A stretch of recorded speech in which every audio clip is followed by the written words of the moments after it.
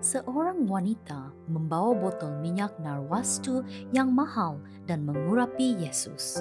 Perbuatannya kelihatan memboros, tetapi ia datang dari rasa syukur dan kasih yang mendalam.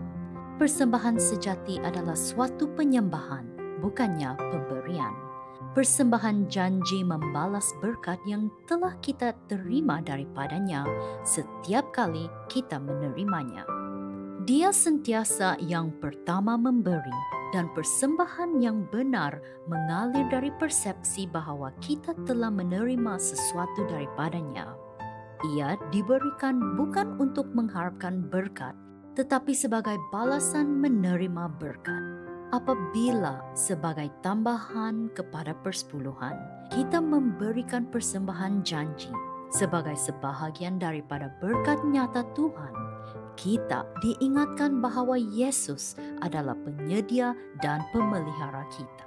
Semasa kita mengembalikan persepuluhan dan persembahan janji, semoga kita meletakkan keinginan kita yang terakhir dan Tuhan yang pertama.